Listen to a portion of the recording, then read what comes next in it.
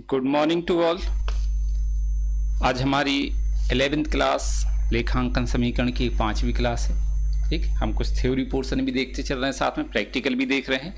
तो यहाँ पर आज प्रैक्टिकल में जो अभी तक मैंने आपको थ्योरी बताई उससे कुछ ऑब्जेक्टिव क्वेश्चन है रिलेटेड, वो अपन यहाँ पर देखते हैं। ठीक है, कौन कौन से ऑब्जेक्टिव हैं तो वो देखना है अपन को। पहला पॉइंट दिया हुआ है पुस्त पालन। यहाँ पर देखेंगे आप, पहला पॉइंट क्या लिखा है, पुस्त पालन का जन्मदाता कहा जाता है।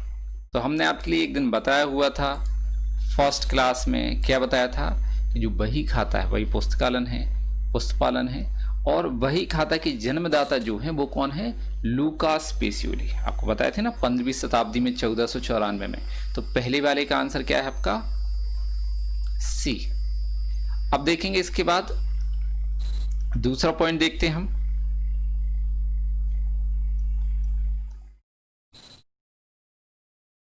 दूसरा पॉइंट, तो दूसरे पॉइंट में देखेंगे क्या लिखा, एक व्यापारी द्वारा अपने पुत्र की फीस हेतु 7,000 रुपये निकाले गए, यह रकम है।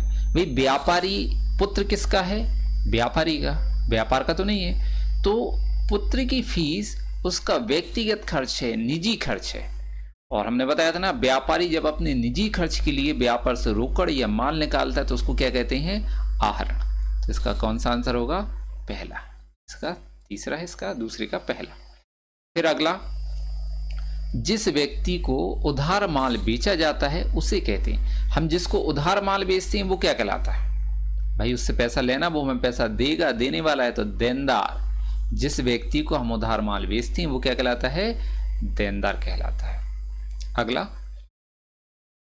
लेखांकन की पद्धति जिससे उत्पादन की प्रति इकाई लागत निकाली जाती है उसे कहते हैं। एक्चुअल में लेखांकन की पद्धतियां हैं, ठीक है, अभी मैंने आपको पढ़ाई नहीं है वो पद्धतियां, फिर भी यहां पर आपको सिर्फ मैं आंसर बता देता हूं क्या है। लेखांकन की पद्धति जिसमें प्रति इकाई लागत निकाली जाती है उसको हम कहते हैं लागत लेखांकन। अभी उसको हम आगे पढ़ाएंगे, लेखांकन की पद्धतियां।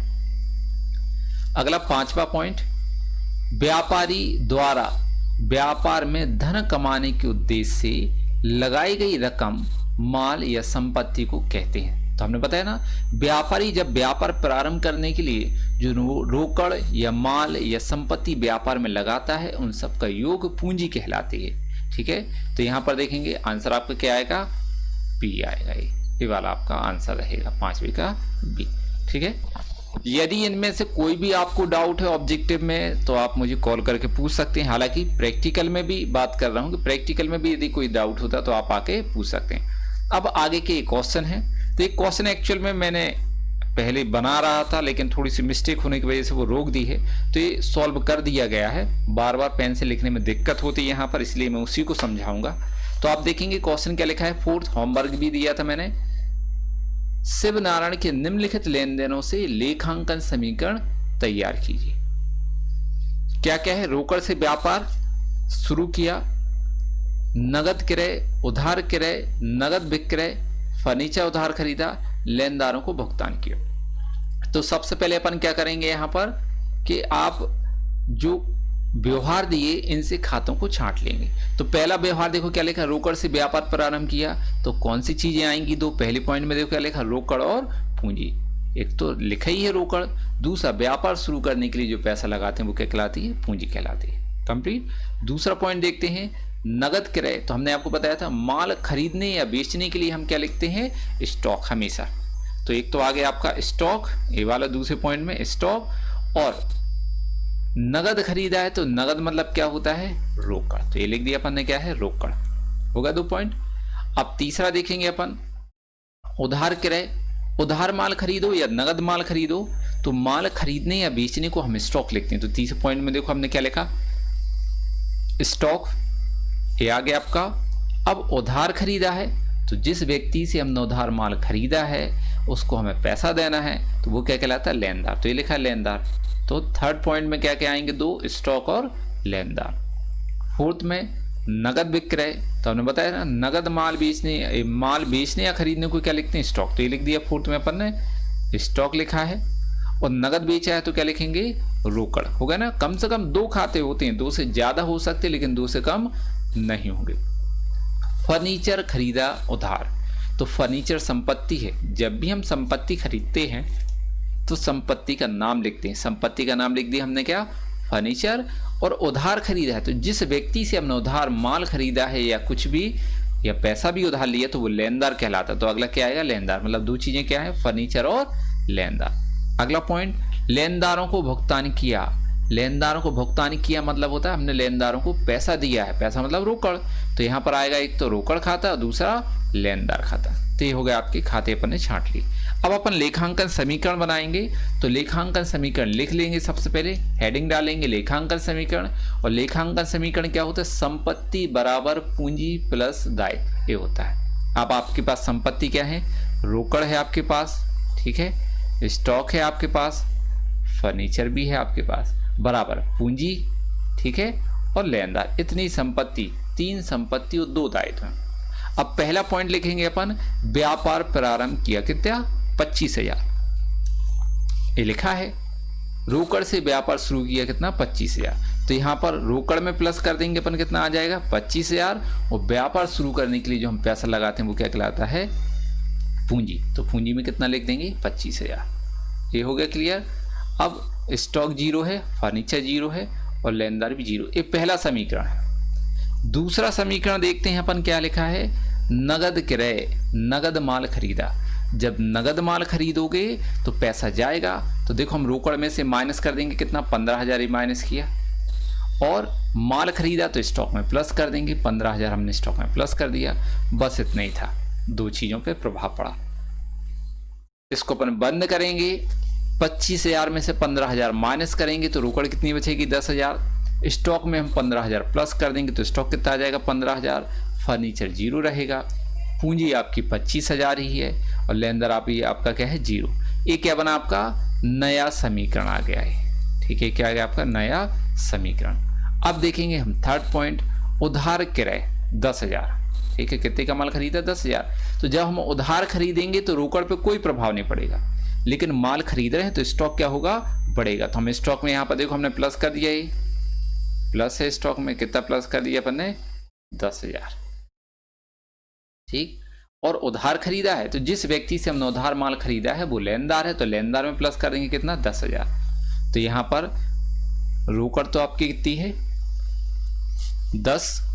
स्टॉक में अपन ने 10,000 प्लस किया तो कितना हो गया, स्टॉक 25,000। फर्नीचर 0 है। पूंजी कितनी है आपकी, 25,000। और लेनदार कितने हैं आपके, 10,000। पहले 0 थे, 10,000 प्लस कर दी, कितना आ गया, 10। ये आ गया आपका नया समीकरण। अब देखेंगे आखिरी आप इसका अगला पॉइंट क्या है, नगद विक्रय, ये इंपॉर्टेंट वाला आपका, ठीक है।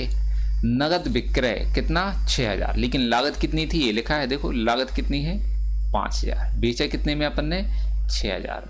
ये इंपॉर्टेंट है। तो यहाँ पर देखेंगे हम, लिखेंगे नगद विक्रय। नगद माल बेचा मतलब पैसा आ रहा है, रोकड़ आ रही है, तो अपन केस में रोकड़ में प्लस कर देंगे 6,000। जब भी माल बेचोगे तो स्टॉक घटेगा, तो स्टॉक में से हम माइनस कर देंगे 5,000, क्योंकि स्टॉक में से हमेशा लागत घटाते हैं। तो कितना माइनस करेंगे, 5। और 5,000 की चीज हमने कितने में बेची, 1,000 में, सॉरी 6,000 में।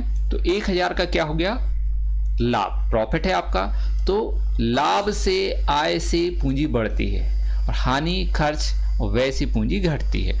तो लाभ इसलिए हमने पूंजी में प्लस कर दिया 1,000। रोकड़ में अपन ने प्लस किए 6 तो 16,000 हो गया। स्टॉक में से 5 माइनस किया तो कितना बचा, 20। यहाँ पर फर्नीचर 0 है। पूंजी में अपन ने 1,000 लाभ के प्लस किए तो पूंजी कितनी हो गई, 26। और दायित्व लेनदार के हैं आपके 10,000। अब यहाँ पर जगह नहीं है तो अपन आगे करेंगे इसी क्वेश्चन को अगले पेज पर। यहाँ पर देखो, तो ये अपन ने लिख दिया है कि रोकड़ 16 है, स्टॉक 20 है, फर्नीचर 0 है, पूंजी 26,000 है और लेनदार 10,000 है। अब हमने अगला पॉइंट देखा है। अगला पॉइंट क्या है आपका, फर्नीचर खरीदा उधार, कितने का, 1,000 का।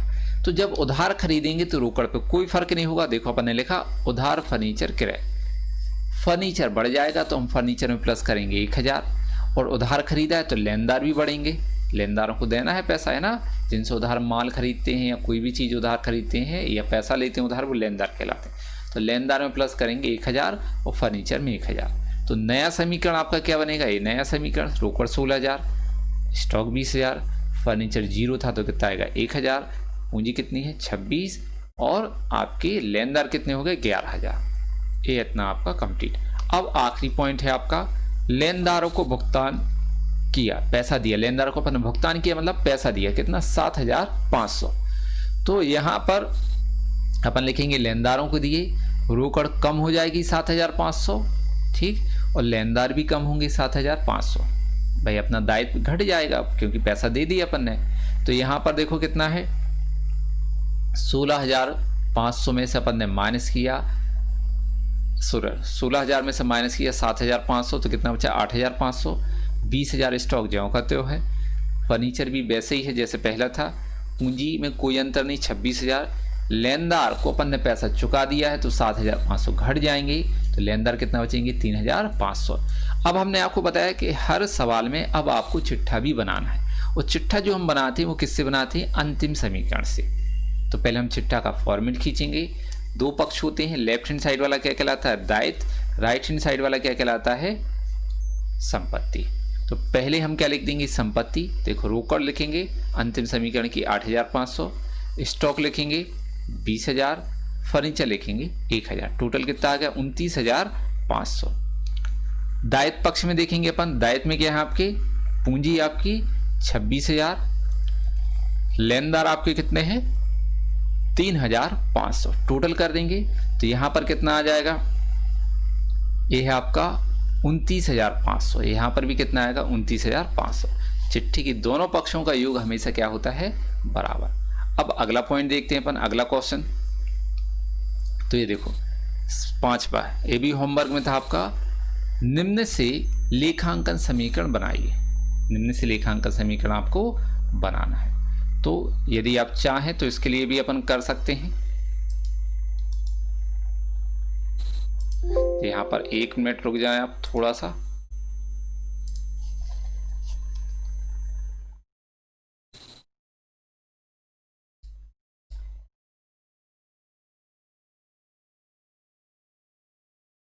चल तो हम वापस चलते हैं अपनी स्लाइड पर,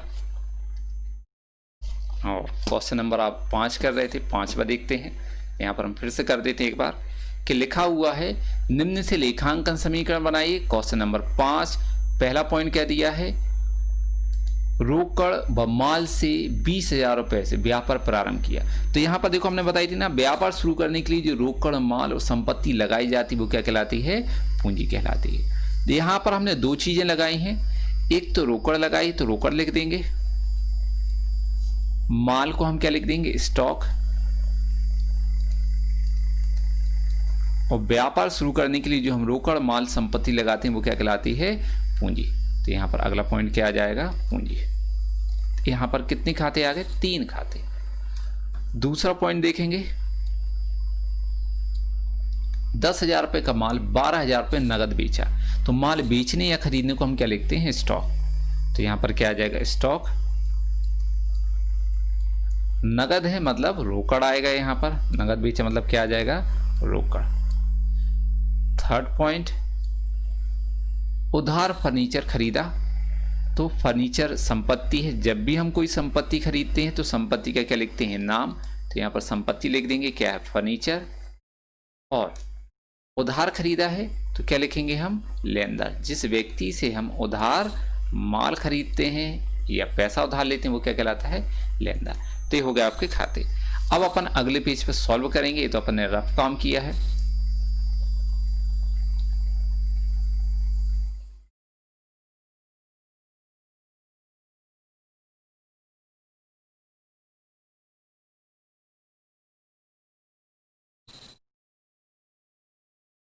यहाँ पर विवरण इसको 2 भागों में बांटेंगे। यहाँ हेडिंग क्या डालेंगे लेखांकन समीकरण,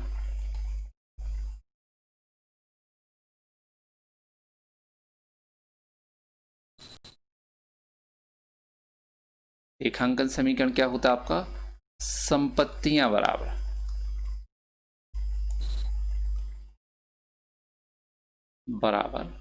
पूंजी प्लस दायित्व, पूंजी प्लस दायित्व, ये होता है आपका समीकरण। तो यहाँ पर संपत्तियां लिख लेंगे, आपके पास क्या क्या है देख लेते अपन। संपत्तियां रोकड़, स्टॉक और फर्नीचर। तो लिखेंगे रोकड़ प्लस स्टॉक, ठीक है, प्लस क्या आ जाएगा फर्नीचर।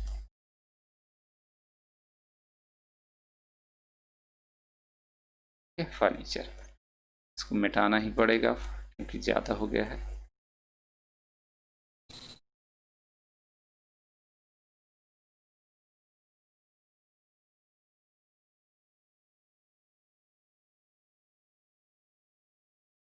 फर्नीचर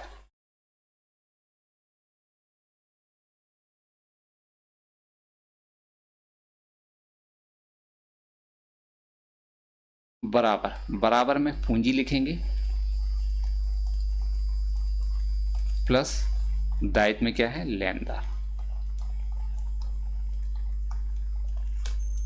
अब देखेंगे यहां पर पहला पॉइंट लिखेंगे अपन। पहला पॉइंट क्या है, रोकड़ 1,00,000, माल 20,000 से व्यापार प्रारंभ किया। तो लिखेंगे व्यापार प्रारंभ किया,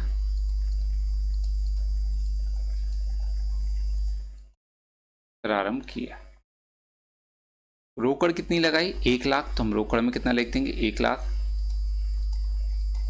माल मतलब स्टॉक कितना है 20,000, तो स्टॉक में हम कितना लिखेंगे 20,000। यहाँ पर व्यापार शुरू करने के लिए जो हम रोकड़ और माल लगाते हैं वो क्या कहलाती पूंजी। तो रोकड़ 1,00,000, माल 20,000, टोटल पूंजी कितनी हो गई 1,20,000, ठीक है, ये पूंजी है।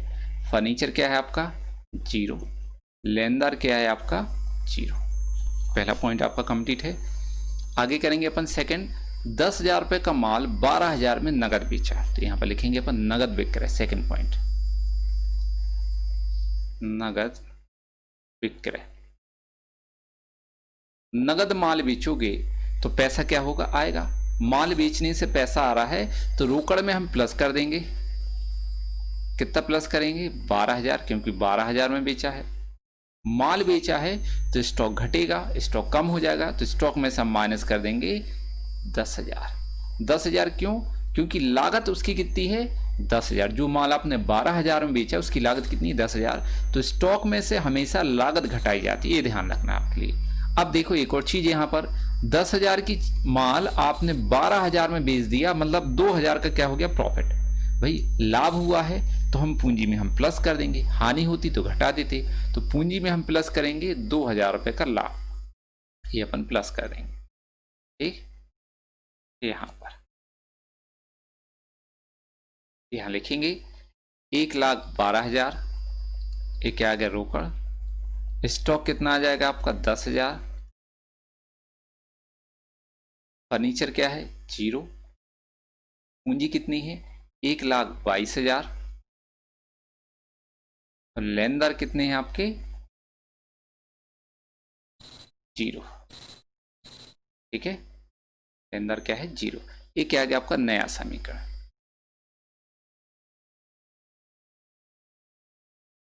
नया समीकरण। अब पॉइंट नंबर हम देखेंगे थर्ड, क्या लिखा है, उधार फर्नीचर खरीदा 30,000। तो यहां लिख देंगे उधार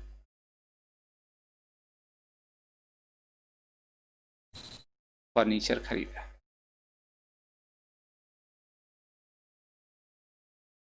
किराया है ना, या खरीदा। जब उधार खरीदेंगे तो रोकड़ पे कोई प्रभाव नहीं होगा, ठीक है, पैसा तो जाएगा ही नहीं क्योंकि दिया ही नहीं है हमने। फर्नीचर में हम प्लस कर देंगे, कितना है 30,000 का फर्नीचर खरीदा है और उधार खरीदा है। जब हम किसी व्यक्ति से उधार माल या संपत्ति कुछ भी करते हैं तो क्या कहलाता है लेनदार। तो लेनदार में प्लस हो जाएगा 30,000, फर्नीचर में प्लस होगा और लेनदार में। यहां पर इनका हम टोटल कर देंगे, तो रोकड़ 1,12,000, स्टॉक 10,000, फर्नीचर 30,000। पूंजी कितनी आएगी 1,22,000, लेनदार कितना आएगा 30,000। ये क्या बन गया आपका अंतिम समीकरण, यहाँ पर लिख देंगे अपन अंतिम समीकरण।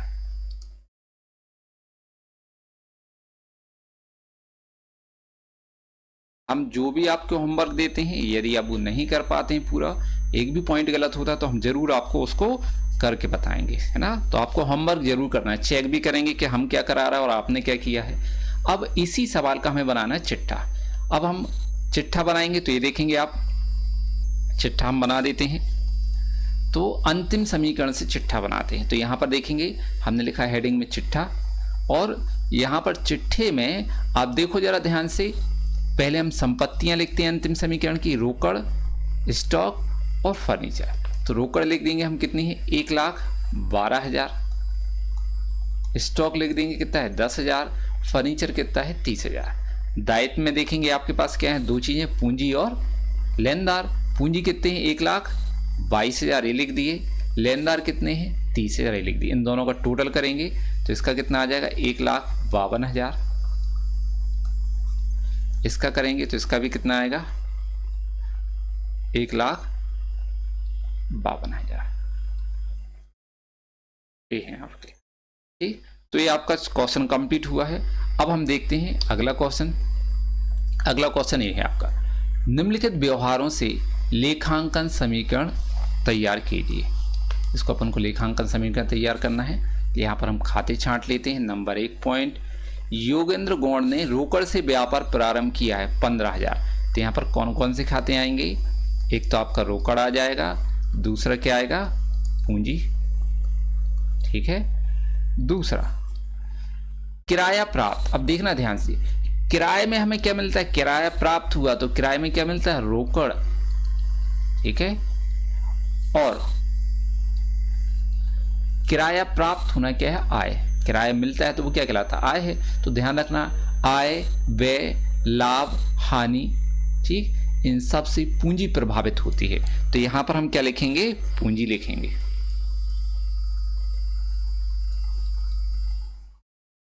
हमें यहां पर लिख दे रहा है आपको कि आय,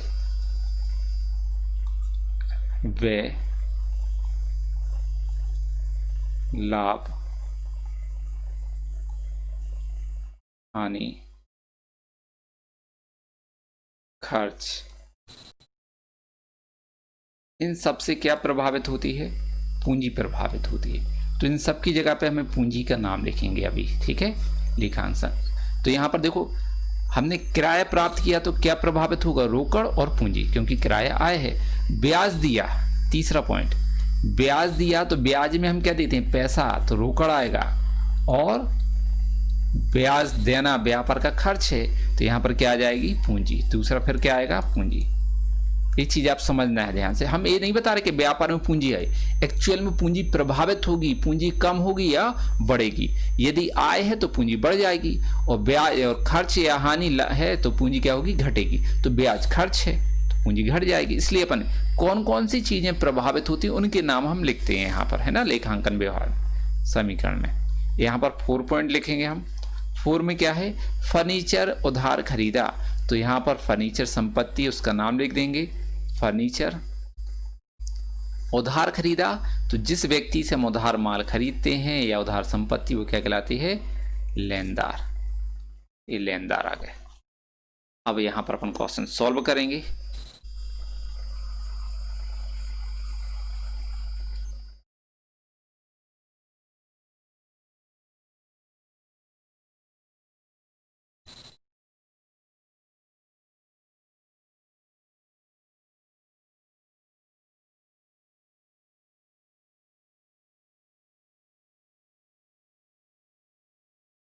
यहाँ विवरण, लेखांकन समीकरण,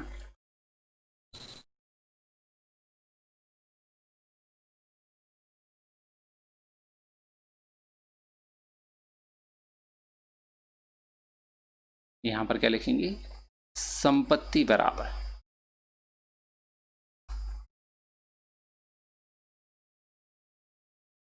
पूंजी प्लस दायित्व, लेखांकन समीकरण होता है।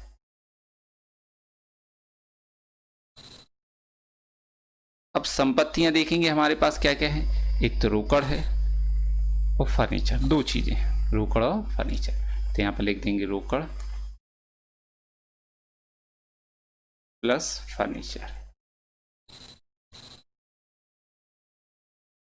दायित्व में क्या है, इसमें भी दो चीजें हैं, एक तो पूंजी है, दूसरा क्या है, लेनदार। यहां पर प्लस कर देंगे लेनदार।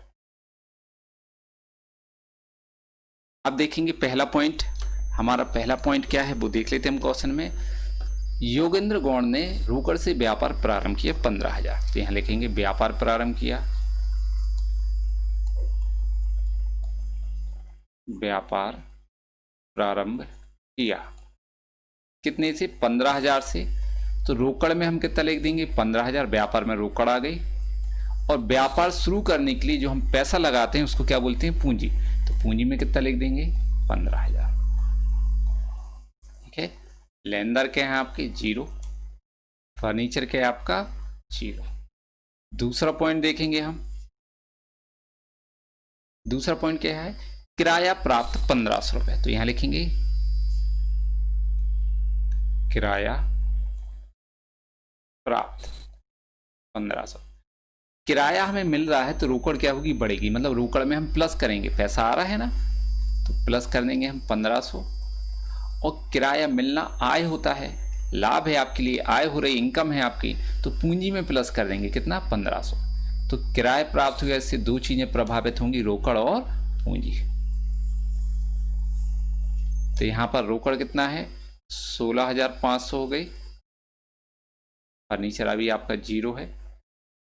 ये कितना हो गया आपका पूंजी, 16,500। और लेनदार क्या है आपके, 0। एक है आपका नया समीकरण, नया समीकरण। ठीक है। अगला पॉइंट देखेंगे हम,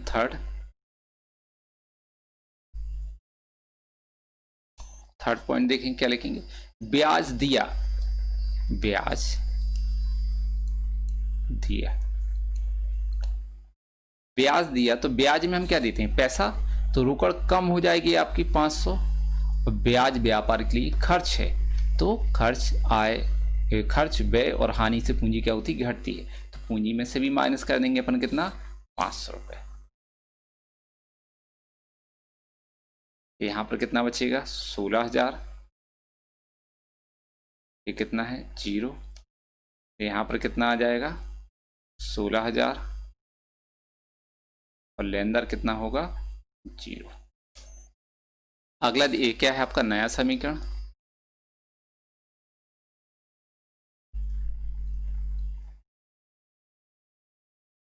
अब देखेंगे हम चौथा पॉइंट क्या है, फर्नीचर उधार खरीदा 1,000। तो फर्नीचर के रहे,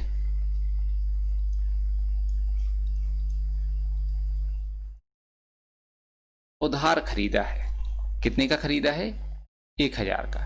तो रोकड़ पे कोई प्रभाव नहीं पड़ेगा, हम फर्नीचर में प्लस कर देंगे कितना, 1,000। और उधार खरीदा, जिस व्यक्ति से हम उधार माल खरीदते हैं या उधार पैसा लेते हैं वो क्या कहलाता है, लेनदार। तो लेनदार में प्लस कर देंगे अपन कितना, 1,000। ये प्लस हो गया है। यहां रोकड़ कितनी आ गई आपकी, 16,000। फर्नीचर कितना है आपका, 1,000। पूंजी कितनी है आपकी, 16,000। लेनदार कितना है आपका, 1,000। ये क्या कहलाना आपका, अंतिम समीकरण। अंतिम समीकरण। इसी अंतिम समीकरण से अपन क्या बनाते हैं, चिट्ठा तैयार करते हैं। ठीक, तो चिट्ठा आपको तैयार करना है, चिट्ठा आप तैयार करेंगे। ये सवाल यहाँ पर कंप्लीट होता है। यदि आपको कोई डाउट है तो आप कॉल करके पूछ सकते हैं, होमवर्क मैं आपको व्हाट्सएप पर सेंड कर दूंगा। धन्यवाद। और अब आपकी क्लास में जितना मैंने पढ़ाया उसका हम टेस्ट लेंगे आपका, है ना। तो समय और टेस्ट हम आपको बता देंगे क्या क्या होगा।